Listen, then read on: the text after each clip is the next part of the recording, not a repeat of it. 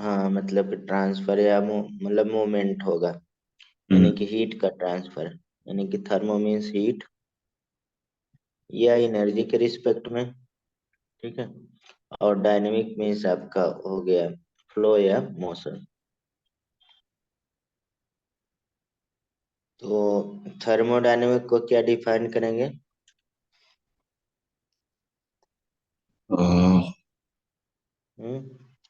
Branch of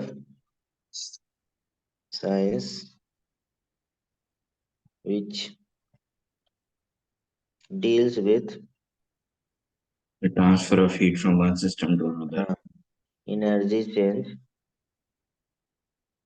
या transfer of heat, energy change taking place in an physical and chemical process। ठीक है। ये thermodynamic के लिए मतलब थर्मोडायनेमिक लिख देते हैं यहाँ पे, ज्यादा सही रहे। ये थर्मोडायनेमिक है।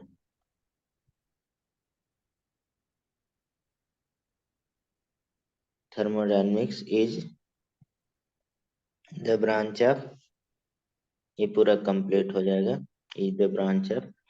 अब यहाँ पे प्रोसेस बट यहाँ पे लिख देते हैं मिला के तो ज्यादा सही है, but chemical thermodynamic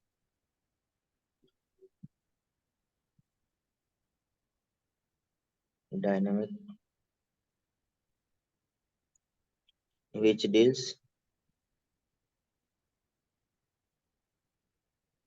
with the study of energy change. वही चीज कहाँ पे, एनर्जी चेंज टेकिंग प्लेस ने। बात देखिए एक है वो यहाँ पे रिएक्शन में रहेगा, वहां पे जनरल चेंज की बात करते हैं इन केमिकल प्रोसेस। वैसे यहाँ पे क्या लग जाएगा, केमिकल प्रोसेस। इतना बड़ा डिफिनेशन का कोई जरूरत नहीं है। एडवांटेज क्या है थर्मोडायनेमिक्स का, अब लिमिटेशन क्या है? सबसे पहले आप बुक आप पढ़ेंगे तो वहां पे लिखा होगा थर्मोडायनेमिक इज बल्क प्रॉपर्टी या मैक्रोस्कोपिक प्रॉपर्टी ना, Bulk property of या मैक्रोस्कोपिक लार्जर, मतलब कि इसमें प्रेशर वॉल्यूम टेम्परेचर का जो इफेक्ट पड़ेगा एक इंडिविजुअल पार्टिकल पे नहीं पड़ेगा, मतलब कि टोटल पार्टिकल पे पड़ेगा कि नहीं। जैसे हीट होता है तो आप ही के ऊपर नहीं पड़ता गर्मी, और लोगों के इफेक्ट होंगे। यहाँ पे पूरे रूम गर्म होता है। हाँ, यहाँ पे बल्क प्रॉपर्टी होता है, एक कई बार एग्जाम में पूछा गया है, तो हम ऐसे बता दे रहे हैं इसको एडवांटेज। हीट एनर्जी की बात कर रहे हो या थर्मोडायनामिक्स की बात कर रहे हो? थर्मोडायनेमिक्स हीट सबके मतलब बल्क प्रॉपर्टी होता है। ठीक है, गैसियस स्टेट भी जो आप पढ़ते थे वहां से आपको बल्क प्रॉपर्टी मिलेगी केमिस्ट्री में। ठीक है, बल्क मतलब कि टोटल पार्टिकल पे जो इफेक्ट पड़ेगा उसे बल्क प्रॉपर्टी। तो एडवांटेज क्या है यहाँ पे, एडवांटेज ये है it give inform about various thermodynamic law, gives information about various thermodynamic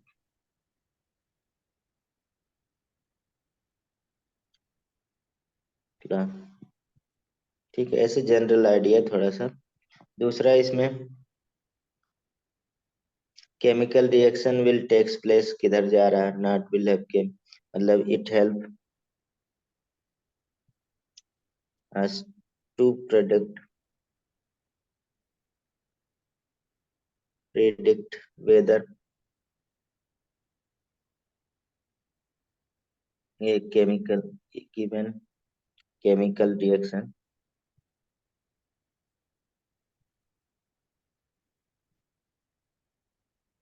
will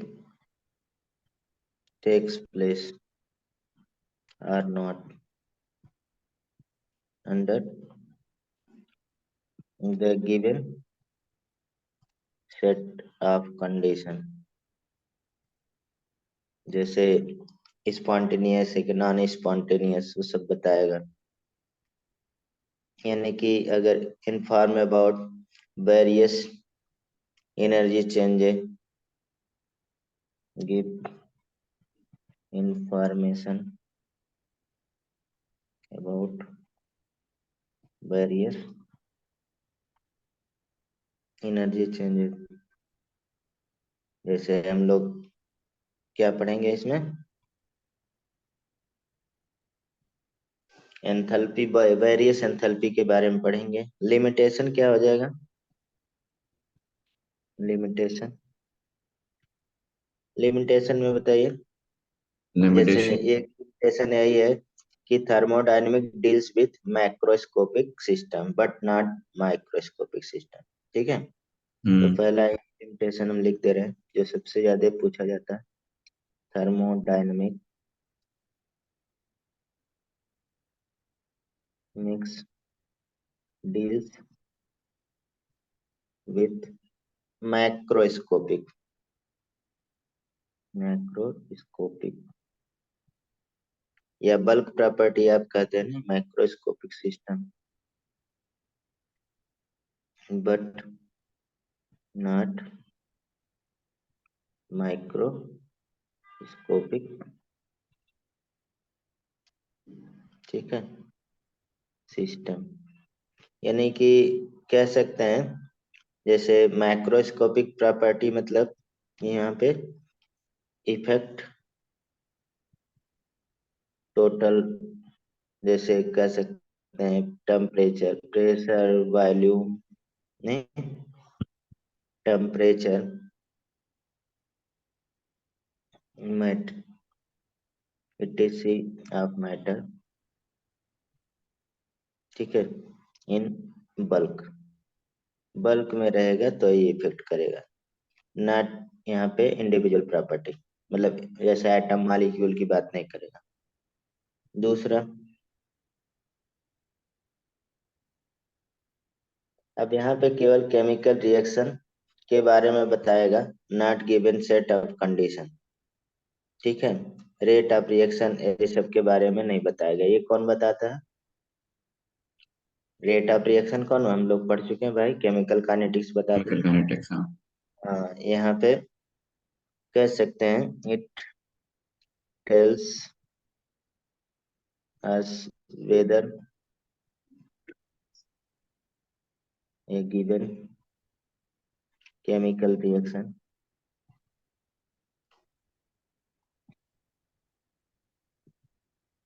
will takes place or not under the given set of condition but does not tells us anything about rate of reaction। ठीक है, तो ये हो गया। अब यहाँ पे हम लोग कुछ इंफॉर्मेशन पढ़ेंगे इसका। ठीक है, थर्मोडायनेमिक्स ये थोड़ा सा जनरल आइडिया था। ठीक है, कोई बहुत जरूरत नहीं है यहाँ पे, बस आपको ये जरूरत है, ये बल्क प्रॉपर्टी होता है, मैक्रोस्कोपिक सिस्टम होता है, ये कई बार एग्जाम में पूछ लिए जाते हैं। ठीक है, इसके बाद इसमें बहुत सारे थ्योरेटिकल कॉन्सेप्ट है।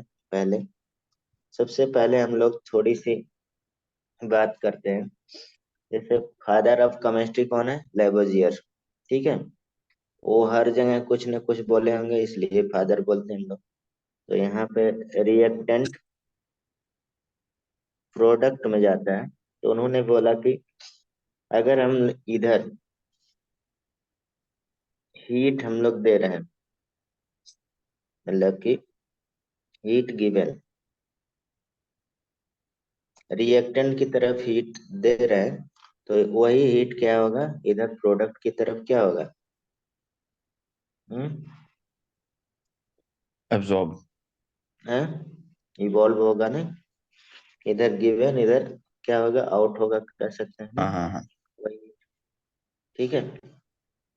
तो कहने का मतलब कि इन्होंने एक जनरल आइडिया बताया कि किसी भी प्रोसेस में, केमिकल प्रोसेस में, ठीक, एक तरफ एंडोथर्मिक प्रोसेस होगा, एक तरफ एक्सोथर्मिक प्रोसेस होगा। ठीक है, यानी कि इधर हीट दे रहे हैं तो ये प्रोसेस क्या है, एंडोथर्मिक है। हमें। तो मतलब अंदर, थर्मिक मतलब हीट, अंदर हीट जा रहा है नहीं, हम्म। एंडोथर्मिक। तो तो बट हम लोग अगर इसमें डेल्टा। हीट निकल रही है तो एक्सोथर्मिक हुआ। हाँ, अब इधर दोनों हीट कैसे हो निकल सकता है रहा ये? है, तो ये रिएक्शन हम लोग कह सकते हैं एक्सोथर्मिक है। लेकिन एक्सोथर्मिक कहाँ, जो पहले से ही हमारे पास क्या है, हीट कहीं से, जैसे आप अभी एग्जाम्पल ले रहे हैं, तो इसे हम लोग एक्सोथर्मिक, मतलब एक साइड में रिएक्शन के, मान लीजिए लेफ्ट साइड में एंडोथर्मिक है, तो राइट साइड में क्या होगा, वही एक्सोथर्मिक। जैसे चाय हम लोग पीते हैं, ठीक है, तो उसमें क्या बनाते हैं, तो इंडोथर्मिक प्रोसेस होता है, उसको रख देते हैं, फिर एक्सोथर्मिक प्रोसेस, हीट क्या हो जाता है, इवॉल्व हो जाता है।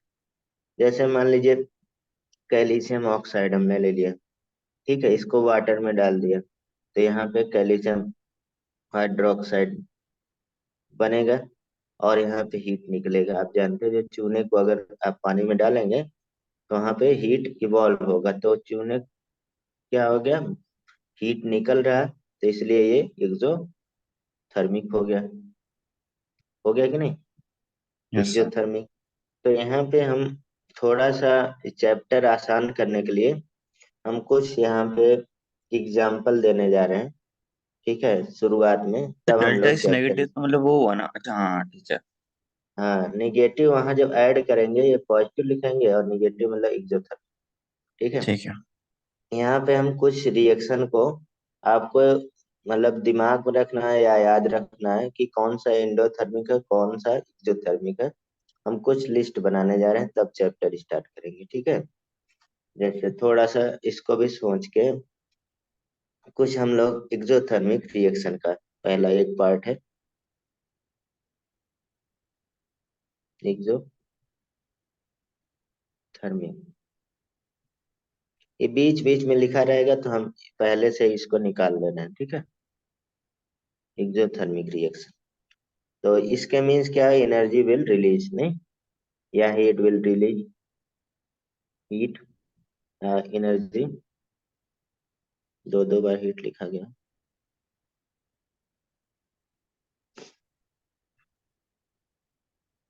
एनर्जी विल रिलीज, ठीक। यानी कि कह सकते हैं डेल्टा एच क्या होगा, निगेटिव होगा, नहीं ऐसे लिखेंगे। यानी कि रिएक्शन की बात किया जाए, तो हमेशा रिएक्शन प्रोडक्ट, रिएक्टेंट प्रोडक्ट बना रहा है, तो इधर हमारे पास क्या होगा, मोर एनर्जी होगा, होगा कि नहीं। इधर मोर एनर्जी होगा, तभी इधर क्या होगा, लेस एनर्जी, यानी कि निकलेगा नहीं। यानी कि मोर एनर्जी है, हम लोग पूरे ऑर्गेनिक में क्या लिखते थे, लेस स्टेबल, हर जगह यही तो लिखते हैं, और लेस एनर्जी तो मोर स्टेबल, ठीक है। तो यहाँ पे कुछ एग्जांपल, जैसे पहला बहुत फेमस है, ऑल कंबर्सन रिएक्शन। ऑल कंबर्सन रिएक्शन क्या है, एक्सोथर्मिक प्रोसेस है। ऑल हम्म।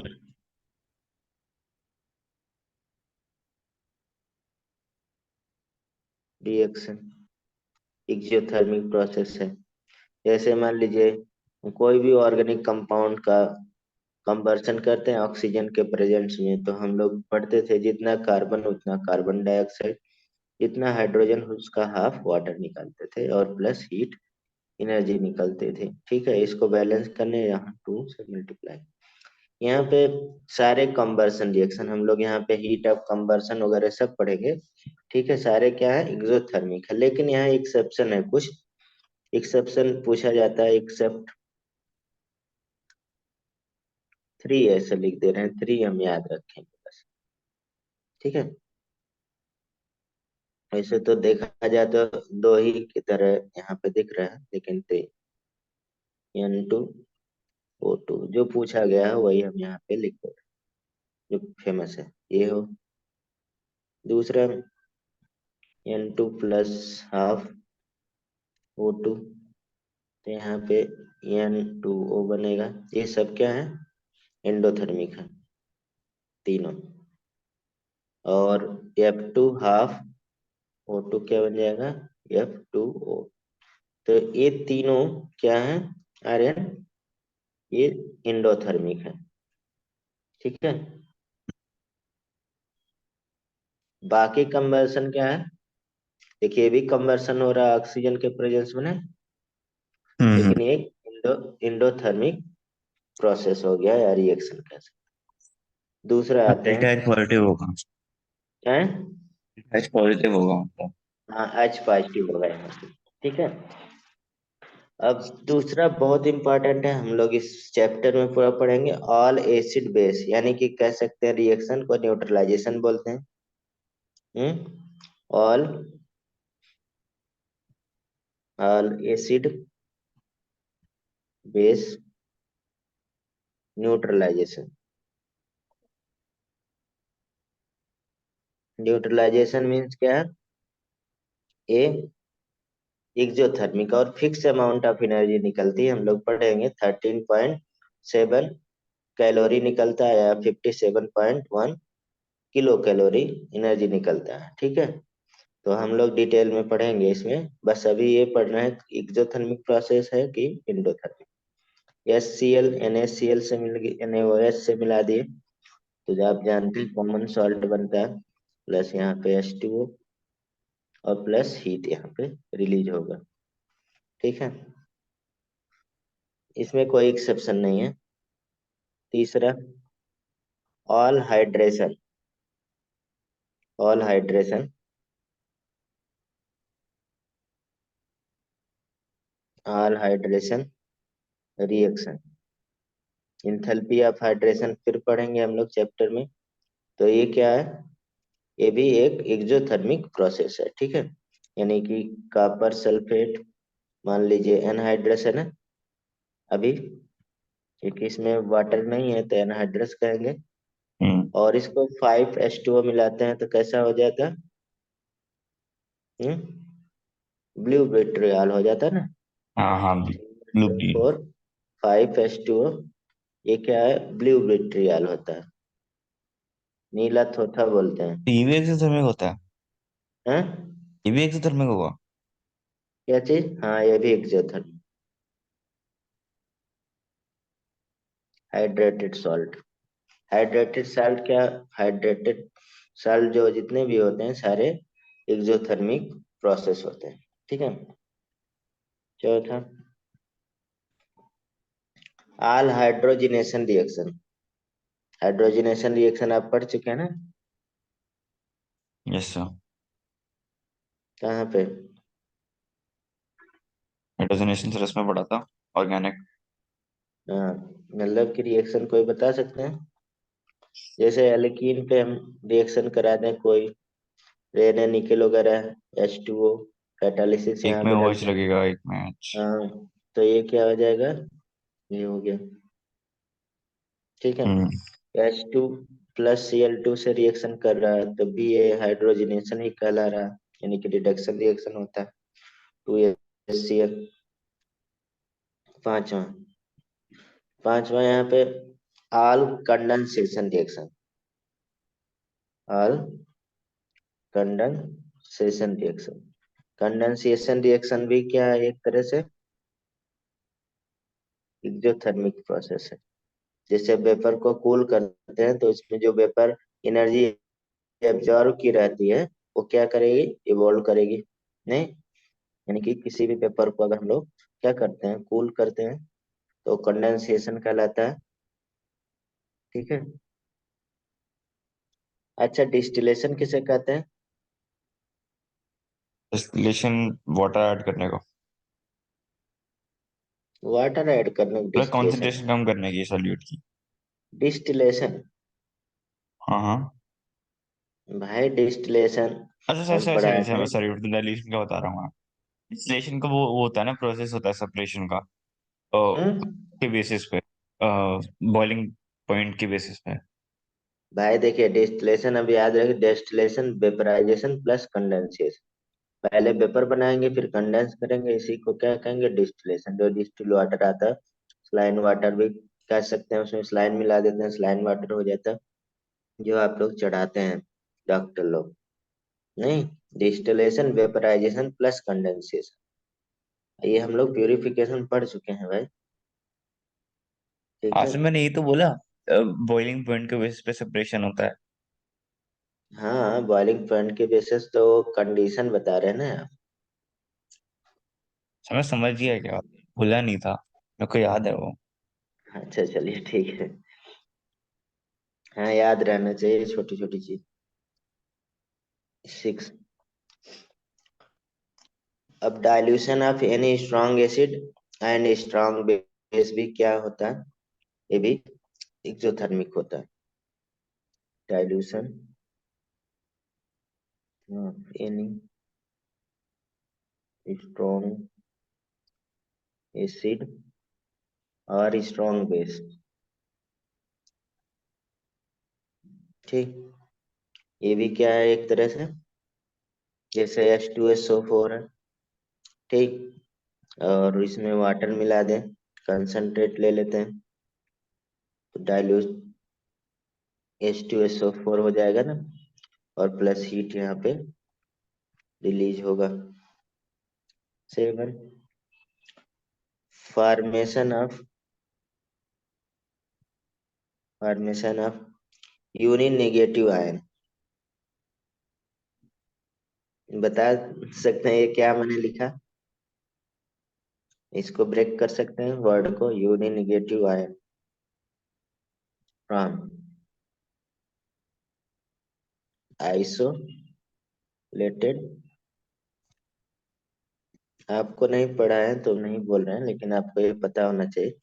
ये हम इलेक्ट्रॉन गेन एंथैल्पी की बात कर रहे हैं, ठीक है। हम्म। कोई आइसोलेटेड एटम है, जैसे ये मान लेते हैं, ठीक है, गैसियस में, इस पे इलेक्ट्रॉन हम लोग इस पे ऐड करते हैं, ठीक है। तो फर्स्ट इलेक्ट्रॉन जो ऐड होता है वो ऑलवेज, यानी कि इलेक्ट्रॉन गेन एंथैल्पी या electron affinity first, always exothermic process होता है। ये सबसे फेमस है, हम लोग पीरियोडिक में पढ़ेंगे। उसके बाद फिर से हम इलेक्ट्रॉन इस पे ऐड करते हैं, ठीक है, और इसे इलेक्ट्रॉन गेन एंथैल्पी सेकंड बोलते हैं, या थर्ड बोले या फोर्थ बोले, जो भी रहे। तो वो क्या हो जाएगा, एंडोथर्मिक प्रोसेस होगा, यानी कि E A1 ऑलवेज ऑलवेज क्या होगा, एक्सोथर्मिक प्रोसेस। और हम्म। कह सकते हैं E A2, या मतलब सो ऑन, ये सब क्या होगा, एंडोथर्मिक प्रोसेस। हम लोग वहां पे डिटेल में पढ़ेंगे, इलेक्ट्रॉन गेन एंथैल्पी जब पढ़ेंगे, ठीक है। यानी कि फर्स्ट, यानी कि इसलिए मैंने यहाँ पे हेडिंग डाला यूनि निगेटिव आयन। फर्स्ट जो आइसोलेटेड एटम पे इलेक्ट्रॉन ऐड करते हैं वो क्या होगा, ऑलवेज एक्सोथर्मिक प्रोसेस होगा, ठीक है। इतना तो हमने 7 8 जो लिखा है, एक एक्सोथर्मिक प्रोसेस आपको डायरेक्ट याद रहना चाहिए, ठीक। कुछ मिलेगा आप यहाँ पे नोट कर सकते हैं, दूसरा यहाँ पे कुछ हम लोग फिर नोट कर लेते हैं, endothermic process, thermic reaction. Endothermic reaction में क्या होगा, एनर्जी विल एब्जॉर्ब होगा, नहीं, कह सकते हैं यहाँ पे हीट या एनर्जी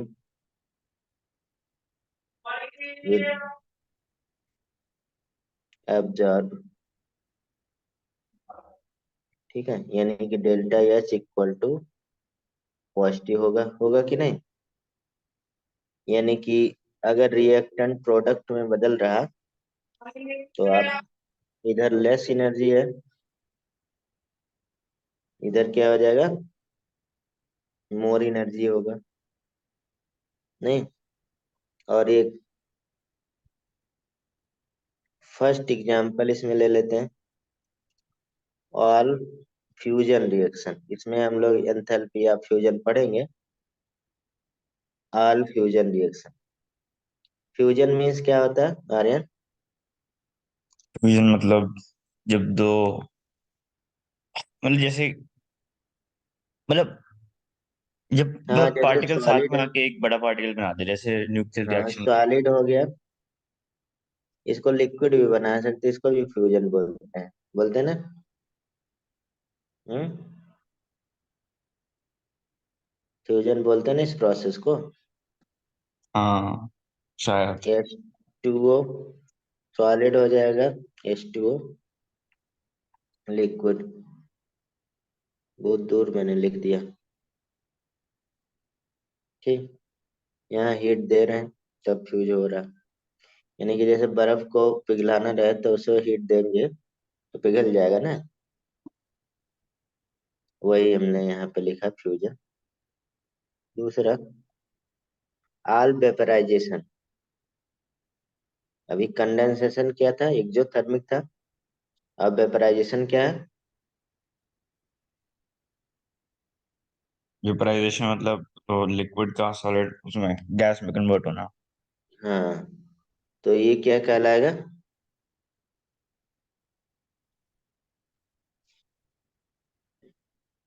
बताइए। लिक्विड क्या बन जा रहा है? वेपर बन जा रहा है। ठीक है, यानी कि H2O लिक्विड है, इसे हम लोग क्या बोलते हैं? H2O vapour. तो ये क्या हो जाएगा? अब देखिए ओवरऑल जो हमने ऊपर लिखा है, जैसे मान लीजिए H2O सॉलिड है, ठीक है। अब H2O सॉलिड से H2O लिक्विड में जा रहा है, इसे क्या बोले? हीट ऑफ फ्यूजन बोलेंगे। हीट ऑफ फ्यूजन या एंथैल्पी ऑफ फ्यूजन हुआ।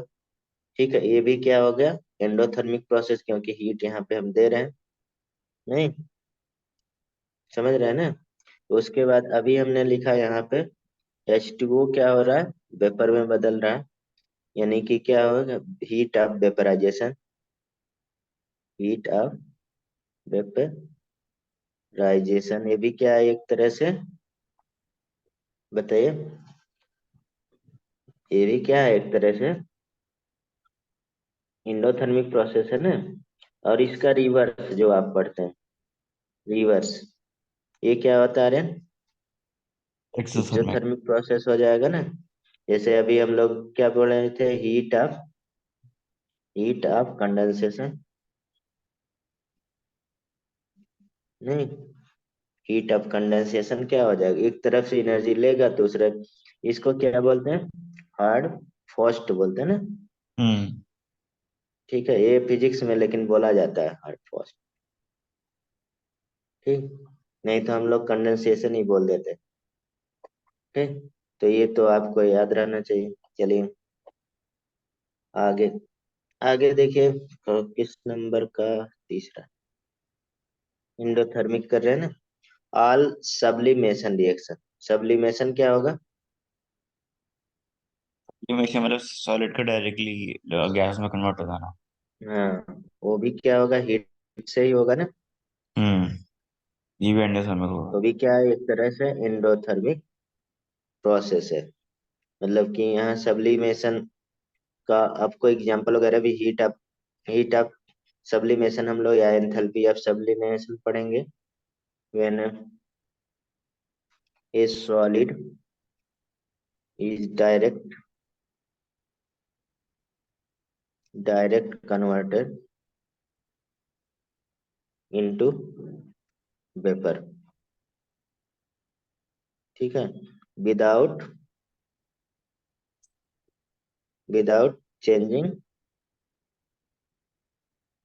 चेंजिंग इन लिक्विड, कॉल्ड क्या कहलाएगा? सब्लिमेशन, कि नहीं? यानी कि सॉलिड डायरेक्ट क्या हो जा रहा है? सॉलिड किसमें? गैस में। तो यहाँ पे हीट ऑफ सब्लिमेशन कहेंगे। या एंथैल्पी ऑफ सब्लिमेशन। ठीक, जैसे कार्बन डाइऑक्साइड सॉलिड है, तो कार्बन डाइऑक्साइड क्या बदल जाता है, गैस। सॉलिड कार्बन डाइऑक्साइड क्या होता है, सॉलिड कार्बन डाइऑक्साइड को क्या बोलते हैं, ड्राई आइस बोला जाता है। हाँ, ड्राइस। ठीक है, ड्राई आइस। और कैम्फर हो गया, आप जानते हैं सॉलिड होता है जो तुरंत आग लगाते हैं, गैसियस थोड़ा बहुत। अगर कैम्फर अच्छा है जो आप लाते हैं पूजा वूजा करने के लिए, तो डायरेक्ट वहां पे लिक्विड कम बनेगा। अगर मिक्सचर रहता है तो वहां पे आप देखते हैं कुछ लिक्विड बनता है, आजकल आता है। ठीक है, हम्म। तो इसमें जैसे सॉलिड है, सॉलिड को हम डायरेक्टली सॉलिड को हीट देते हैं तो जनरली क्या होता है, लिक्विड में बदल जाता है ना, फ्यूजन होता है। यस। बताइए, सॉलिड से लिक्विड को क्या बनता है, फ्यूजन बोलते हैं ना, लिक्विड। और लिक्विड से गैस बनने को क्या बोलते हैं, वेपराइजेशन, वेपर बोल देते हैं। और ये हमारे पास डायरेक्ट यहाँ से यहाँ जाने को क्या बोलते हैं, इस सॉलिड से डायरेक्ट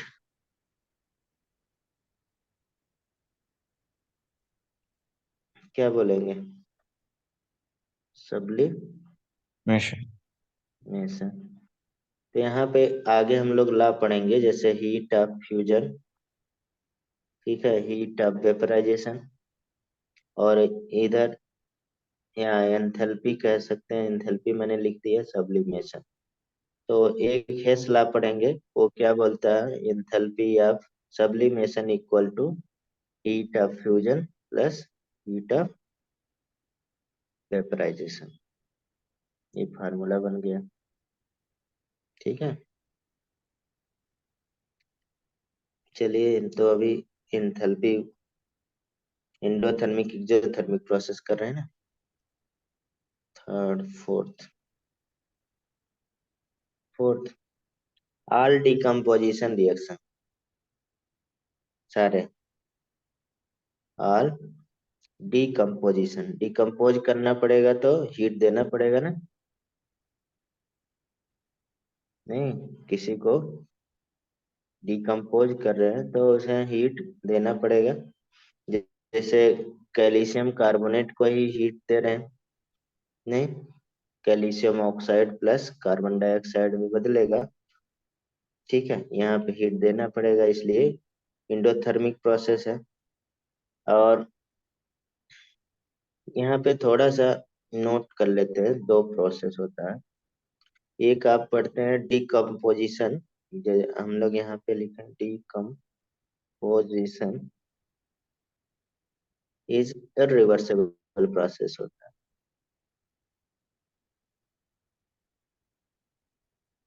प्रोसेस। और दूसरा यहाँ पे डिसोसिएशन होता है, आप पढ़े होंगे डिसोसिएशन, डिसोसिएशन इज रिवर्सेबल हो सकता है, रिवर्सेबल प्रोसेस। ठीक है, आगे काम आ जाएगा। पांचवा all ionisation of weak acid weak base, all ionisation. हम लोग पढ़ चुके हैं पहले पिछले चैप्टर वीक एसिड और वीक बेस का, अगर सॉल्ट है उसको आयनाइज करना, हीट देते हैं तो क्या होगा, इंक्रीज होता है ना,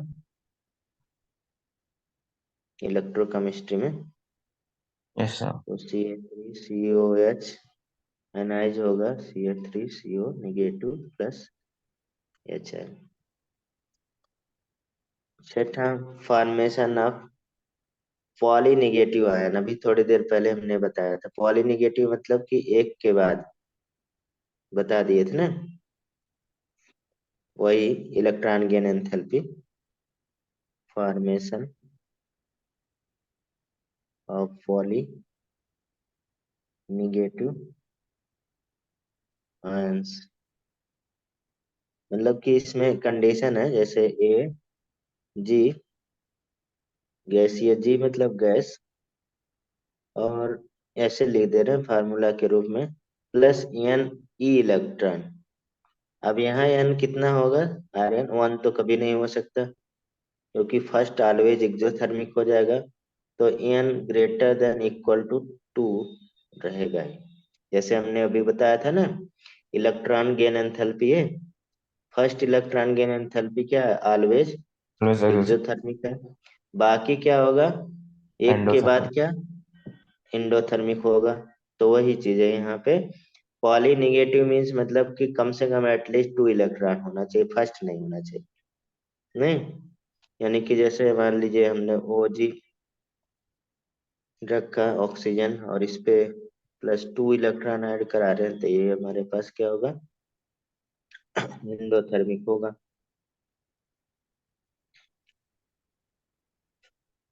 तो यहाँ पे कभी कभी न्यूट्रल एटम पे हम लोग इलेक्ट्रॉन चढ़ाते हैं, तब भी क्या होगा, ये भी पॉजिटिव आयन कर सकते हैं, पॉजिटिव आयन मिलता है तब भी। यानी कि आयनाइजेशन भी एक तरह से, आयनाइजेशन क्या होगा, इंडोथर्मिक होगा, पॉजिटिव आयन आएगा। जैसे Na, इससे अगर हमें इलेक्ट्रॉन निकालना है तो ये हीट देना पड़ेगा कि नहीं।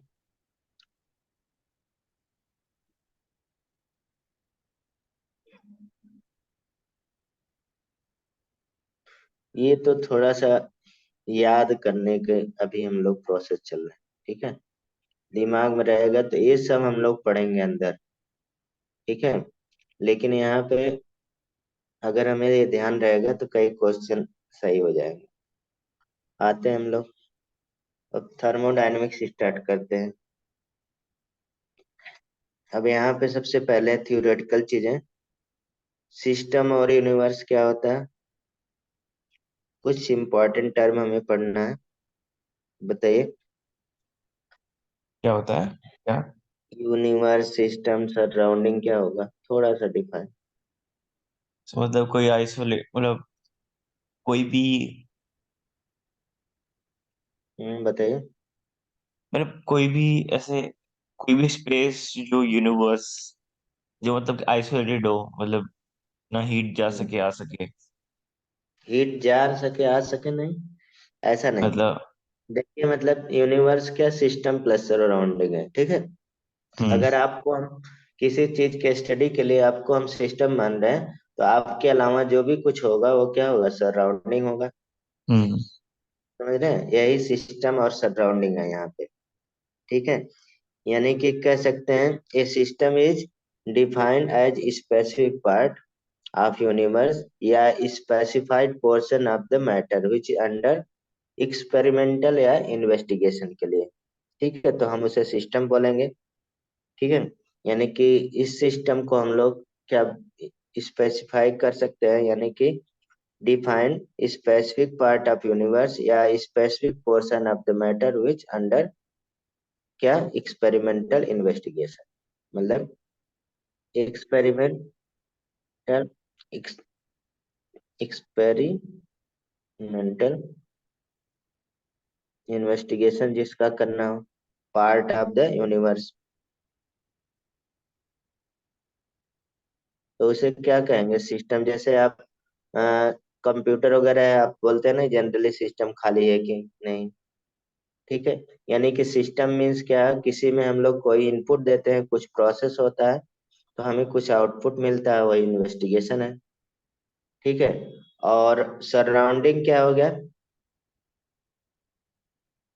और सराउंडिंग एक्सक्लूडिंग उसके दैट अलावा सब कुछ। सिस्टम, यानी कि सिस्टम के अलावा यूनिवर्स का जो भी पार्ट होगा, other than system, other than system, system के अलावा जो भी पार्ट होगा यूनिवर्स का, यूनिवर्स से ही बता रहे हैं, वो क्या कहलाएगा, आपका सराउंडिंग कहलाएगा, बस। यही universe equal to system plus surrounding, ठीक है। यानी कि अब यहाँ पे सिस्टम और सराउंडिंग के बीच में कभी कभी एक और वर्ड आ जाता है, जिसे हम लोग, मान लीजिए ये कोई पार्ट हमने ले लिया, कंसीडर कर लिया। ठीक है। तो ये क्या होगा, मान लीजिए ये सिस्टम हमने कंसीडर कर लिया, मैटर कोई, और इसके अलावा बाहर वाला क्या है, सारे सराउंडिंग है। नहीं, सिस्टम के अलावा जो भी कुछ है वो सराउंडिंग है। और ये लाइन जो है, ये लाइन को क्या बोल सकते हैं, बाउंड्री बोलते हैं हम लोग, नहीं, हम्म। बाउंड्री। बाउंड्री ऐसा नहीं कि रियल ही होगा, ये हमारे पास इमेजिनरी हो सकता है, और या मतलब कि रियल भी हो सकता है। बाउंड्री, बाउंड्री कह सकते हैं anything which separate system and surrounding. नहीं, anything which separated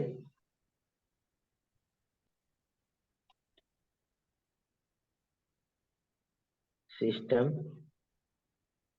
and surrounding. ठीक। यानी कि बाउंड्री का टाइप भी कभी कभी पढ़ते हैं हम लोग, जैसे बाउंड्री के कई टाइप बना देते हैं अलग अलग चैप्टर में, तो हम यहाँ पे कर लेते हैं। जैसे एक हो गया, कह सकते हैं बाउंड्री कैन बी कंडक्टर या नॉन कंडक्टर।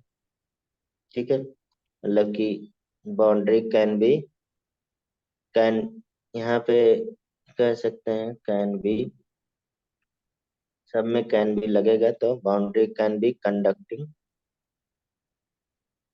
कंडक्टिंग या मतलब हीट का ट्रांसफर करेगा, या आइसोलेट भी हो सकता है। और नॉन कंडक्टर, जैसे थर्मस हो गया, नहीं, कंडक्टिंग। ठीक। दूसरा क्या हो सकता है, बाउंड्री में भी रेजिड या नॉन रेजिड हो सकता है। रेजिड भी हो सकता है और नॉन रेजिड भी हो सकता है। ठीक। और बाउंड्री कैन बी रियल और इमेजिनरी, अभी थोड़ी देर पहले बोला हमने, रियल भी हो सकता है और इमेजिनरी हो सकता है।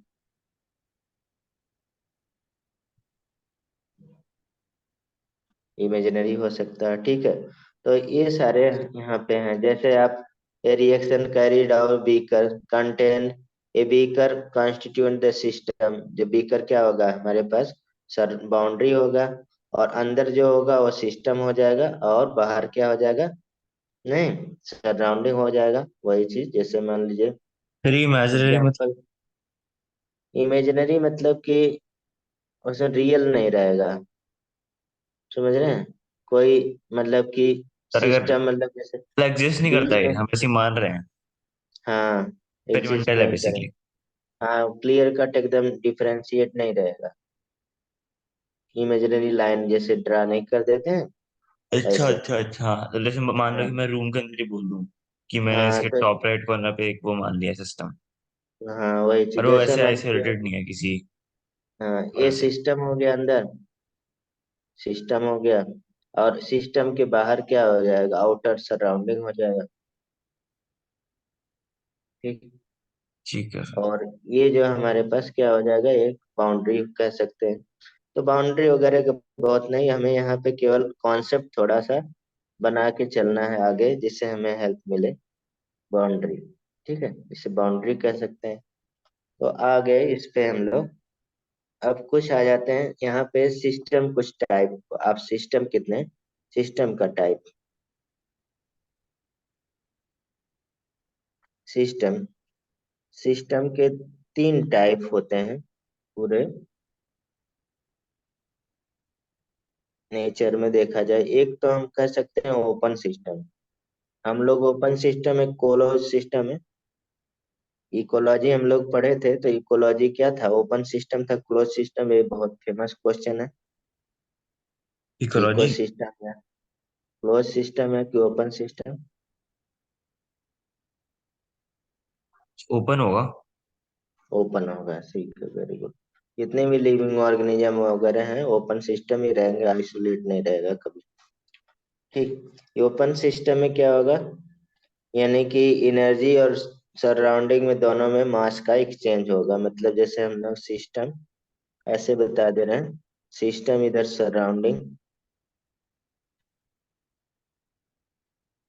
ठीक। इसमें दोनों तरफ से हीट का एक्सचेंज होगा। इधर से मान लीजिए हीट जा रहा है, ये भी गुड है।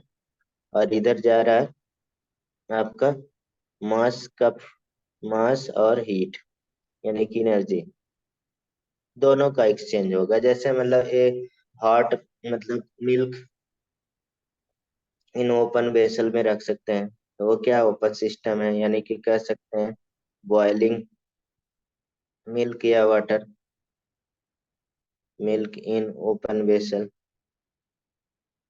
नहीं, ये क्या है, एक ओपन सिस्टम है, मास भी उसमें से लॉस होता है और हीट भी लॉस होता है। नहीं, और लिविंग भी, लिविंग ऑर्गेनिज्म। और क्या लिख दें, अरे इकोसिस्टम, इकोसिस्टम। ठीक है। तो ये सारे क्या है, ओपन सिस्टम है। ठीक है, इतना याद। क्लोज सिस्टम क्या हो जाएगा। वो सिस्टम हम्म। जैसे कि, जैसे कि जो वो अनलिविंग होता है, बीइंग में जो सारे हैं। थर्मो स्टील क्या कहते हैं उसे? हम्म। मतलब जो वो, सर नाम भूल रहा हूँ मैं, क्या होता है इसका? बता रहे हैं। अब इसमें देखिए, ये तो हमारे पास हीट और एनर्जी का दोनों का एक्सचेंज कर रहा था। नहीं, तो हम हम्म। लोग ओपन सिस्टम मान लिए। अब इसमें क्या होगा, एक तरफ वन डायरेक्शन होगा, मतलब कि केवल केवल किसका लॉस होगा, एनर्जी का लॉस होगा। नहीं, मान लीजिए इसको थोड़ा सा हम एस वाई लिखेंगे और इसका एस यू लिखेंगे। ठीक है, बड़े बड़े टर्म हो जाते हैं ना।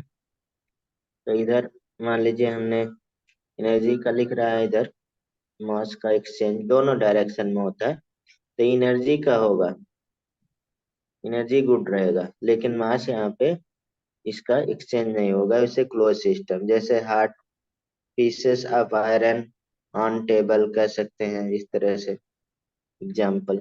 बहुत सारे एग्जाम्पल आ सकते हैं, जैसे मान लीजिए हार्ट मिल्क और उसे ढक देते हैं बर्तन से। नहीं, हम्म। हार्ट, या रेफ्रिजरेटर। हाँ, पीस ऑफ आयरन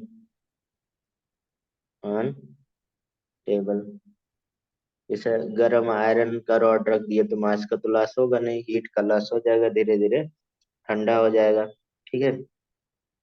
और इसमें काफी enclose vessel, hot water enclose vessel कह सकते हैं, हॉट मिल्क इनक्लोज वेसल। और यहाँ पे ओपन वेसल था, ओपन सिस्टम बोला गया।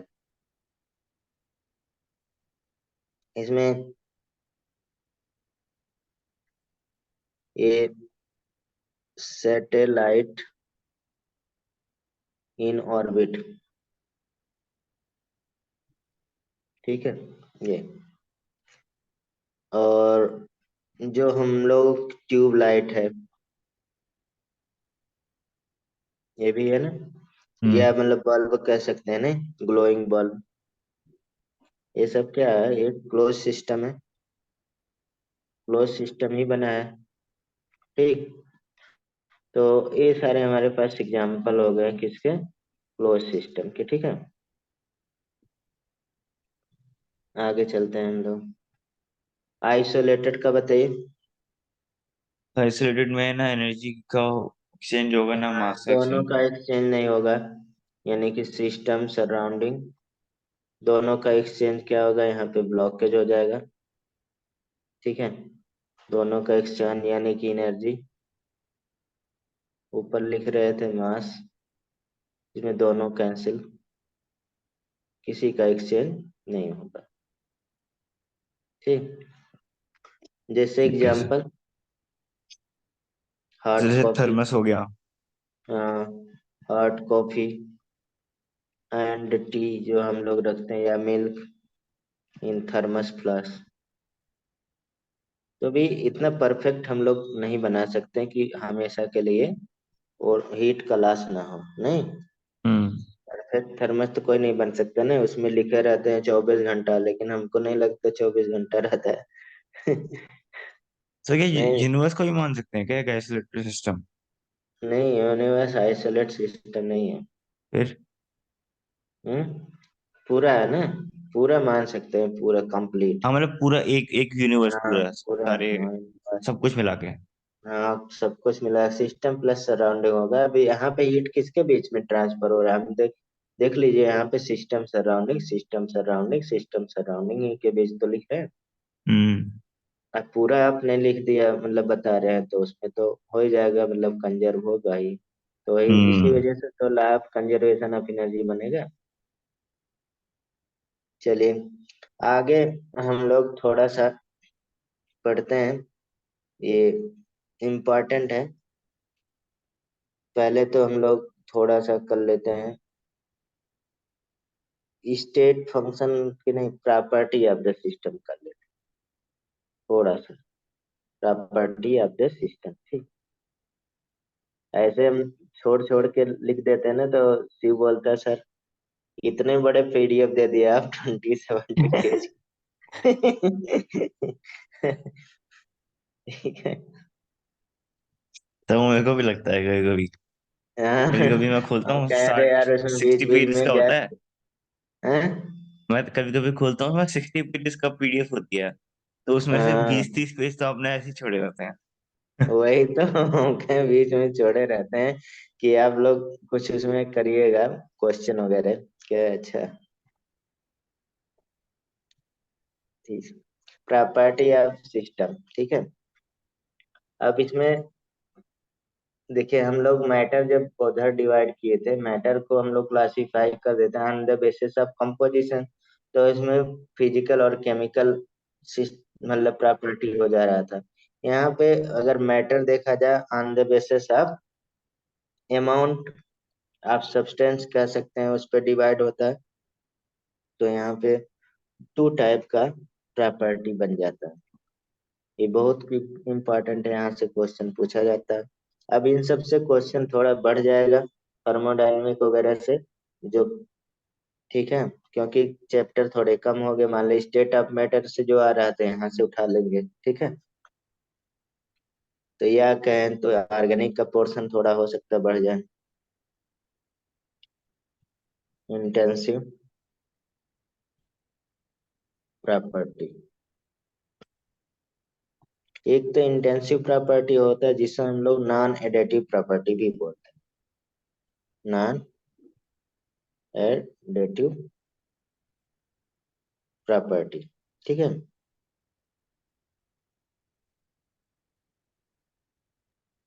दूसरा क्या है, एक्सटेंसिव प्रॉपर्टी,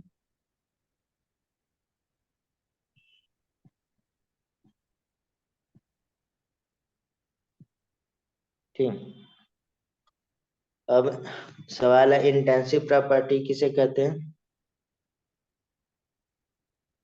बताइए। देखिए, tensor those property. Property, those property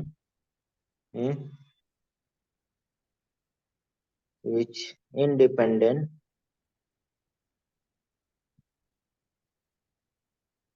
which are independent from the amount of substance,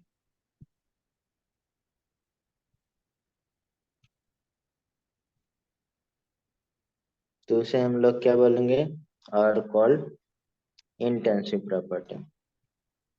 मतलब मास इंडिपेंडेंट प्रॉपर्टी को क्या बोलेंगे, इंटेंसिव प्रॉपर्टी, ठीक है। सारे मास इंडिपेंडेंट प्रॉपर्टी को हम लोग क्या बोलते थे, इंटेंसिव प्रॉपर्टी, ठीक। और इसमें क्या हो जाएगा, एक्सटेंसिव प्रॉपर्टी, यानी कि those substance, those property which depend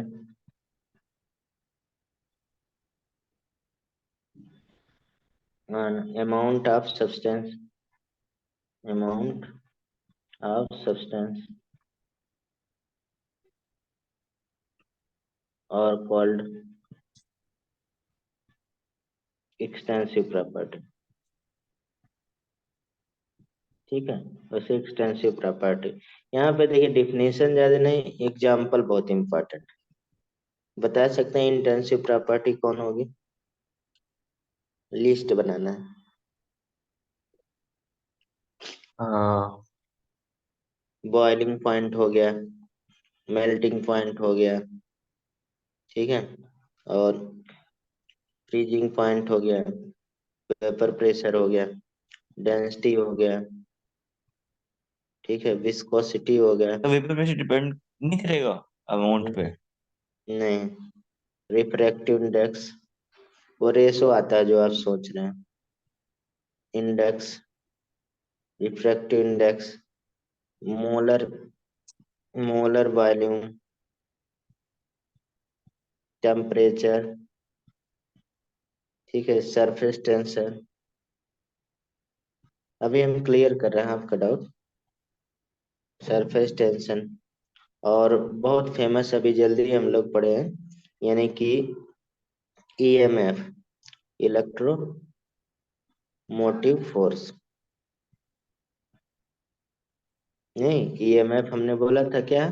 जो स्टैंडर्ड ईएमएफ आप पढ़ रहे थे वो क्या था? E cell intensive property. Property था। ठीक है, ये। और इधर आ जाते हैं पहले, और भी इसमें इंटेंसिव प्रॉपर्टी में भी तो हमने तीन, डेंसिटी हो गया। डेंसिटी हमने रेट से लिखा, सबसे ज्यादा पूछा जाता, अभी एक्सप्लेन कर रहे हैं इंटेंसिव प्रॉपर्टी। ठीक, इसमें एनर्जी हो गया, मतलब ऐसे लिख दे रहे हैं, ऑल एनर्जी, जितने भी एनर्जी, ऑल एनर्जी। जैसे एग्जांपल डेल्टा जी हो गया, हम लोग पिछले वाले लेक्चर में, मतलब चैप्टर में बोले थे, डेल्टा ई हो गया, डेल्टा एच हो गया, डेल्टा एस हो गया, इंट्रोपी, सब हम इस चैप्टर में पढ़ेंगे। मास, वॉल्यूम, ठीक है, वर्क, ये सब क्या है? एक्सटेंसिव प्रॉपर्टी है। ठीक है, इसमें इंटेंसिव एक्सटेंसिव आपको अच्छे से क्लियर होना चाहिए। जैसे एक्सटेंसिव में क्या क्या लिखे? डेंसिटी हो गया। अब देखिए, कभी एक आया हुआ था क्वेश्चन, मतलब जेई में, तो उसमें ऐसे लिख दिया था, गिब्स, गिब्स एनर्जी, ठीक है, पर मोल, गिब्स एनर्जी पर मोल, जिसको रिप्रेजेंट हम लोग जीएम से करते हैं। ठीक है, ये क्या है? इंटेंसिव प्रॉपर्टी हो जाएगा। क्यों हो जाएगा अभी हम लोग बात करेंगे। ऑल कंसंट्रेशन, जितने भी कंसंट्रेशन पढ़ते हैं, ऑल कंसंट्रेशन, जैसे मतलब कि आप मोलरिटी बोलते हैं, कंसंट्रेशन, नॉर्मलिटी बोलते हैं, सब इंटेंसिव प्रॉपर्टी हो। Boiling point, freezing point, freezing point ये सब लिखे ना। हम्म। हाँ, freezing point, vapour pressure, surface tension, viscosity, और आप पीएच वैल्यू, ये सब एक तरह से क्या स्पेसिफिक हीट लिखे हैं। सरफेस टेंशन, स्पेसिफिक हीट,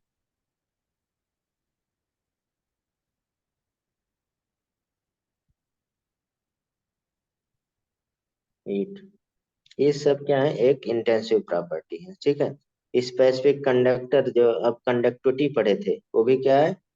मास इंडिपेंडेंट होता है। स्पेसिफिक कंडक्टेंस,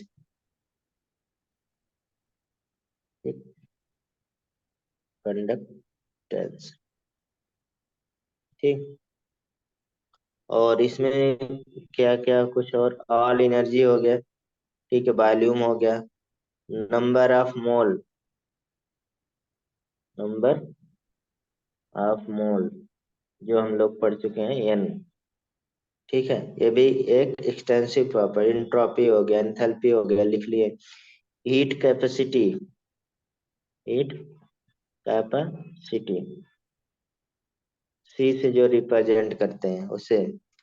फोर्स हो गया, ठीक। सरफेस एरिया, ये सब क्या है, एक एक्सटेंसिव प्रॉपर्टी है। ठीक है। अब यहाँ पे थोड़ा सा आपको कंफ्यूजन होगा, डेंसिटी ऑफ गिब्स एनर्जी पर। यहाँ गिब्स एनर्जी आप बोल रहे हैं कि एक्सटेंसिव है, और यहाँ पे इंटेंसिव बोल रहे हैं। क्योंकि यहाँ जब रेशो हो जाएगा, ठीक है, रेशो हो जाएगा तो क्या होगा, कट जाएगा। मतलब कि जैसे हमारे पास यहाँ पे तो नोट के रिलेटिव रूप नहीं में हो गया फिर? बता दे रहे हैं। नोट जैसे डेंसिटी के रूप में ज्यादा कंफ्यूजन रहता है, हम बता रहे हैं नोट के रूप में ले। The ratio of two extensive property indicate the intensive property, ऐसे लिख दे रहे हैं। The ratio of two extensive property indicate the intensive property. ठीक है, जैसे यूं कहें, जैसे आप डेंसिटी के रूप में कंफ्यूजन है, डेंसिटी एक्सटेंसिव है कि इंटेंसिव, क्योंकि मास अपॉन वॉल्यूम होता है। ठीक है, क्योंकि मास भी हमारे पास एक्सटेंसिव प्रॉपर्टी है, और वॉल्यूम भी एक्सटेंसिव। तो यूं कहें एक्सटेंसिव इंटेंसिव रेशो क्या होगा, कैंसिल हो जाएगा। समझ रहे हैं? तो हम लोग इस वजह से ये क्या हो गया, इंटेंसिव हो गया। हम्म। ओ, ठीक है। तो ठीक है। डेंसिटी कई बार पूछा गया है। ठीक है, मतलब जब ये प्रॉपर्टी है ना, तो ऊपर अगर हमने एक का चेंज किया, उस पर डिपेंड कर रहा है, तो उस पर भी डिपेंड कर रहा है, तो रेशो क्या हो जाएगा, इंटेंसिव हो जाएगा। इसी तरह से आपको समझ में आएगा कि गिब्स एनर्जी पर मोल भी क्या हो जाएगा, क्योंकि गिब्स क्या है, एक्सटेंसिव है, और आंसर। मोल भी क्या है, एक्सटेंसिव है, तो रेशो इंटेंसिव हो जाएगा। ठीक है। ठीक है। तो यहाँ पे, हाँ, अगर यहाँ पे कभी एक्सटेंसिव को हमें इंटेंसिव बनाना है, जैसे मान लीजिए कोई ऐसा क्वेश्चन आ जाए, तो an extensive property can be converted into intensive property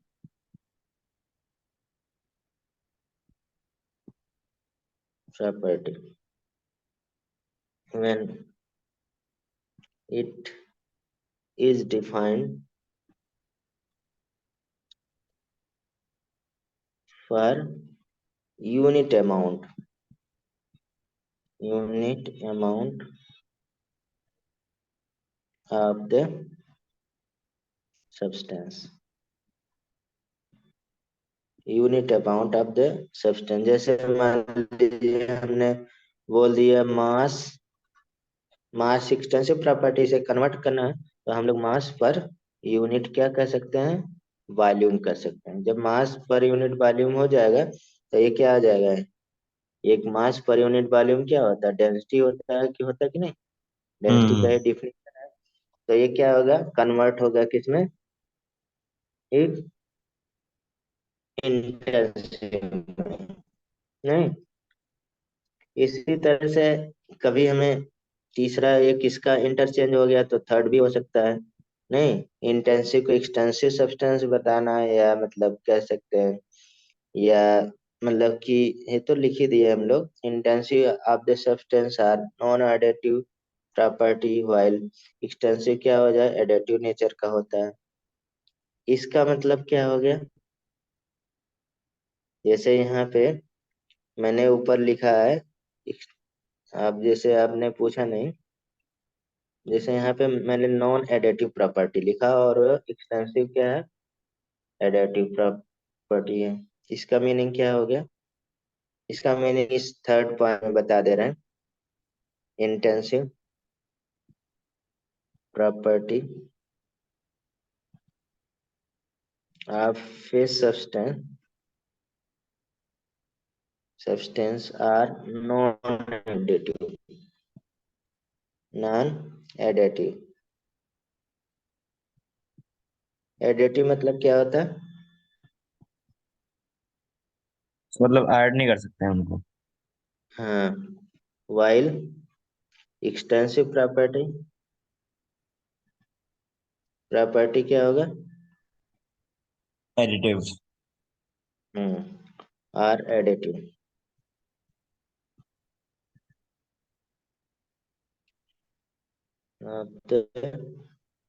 substance, जैसे एडिटिव आप द सब्सटेंस क्यों लिखे? एडिटिव नेचर लिख देते हैं। कितना बड़ा क्यों? इन एडिटिव इन नेचर। ठीक। जैसे इसमें एडिशन, जैसे मास। अब देखते हैं एग्जाम्पल इसका लिख रहे हैं। मास, मान लीजिए दो पार्टिकल का, मान लीजिए A1 हो गया, M1 प्लस M2 कर सकते हैं ना। टोटल मास तो यहाँ पे एडिटिव ही रहेगा।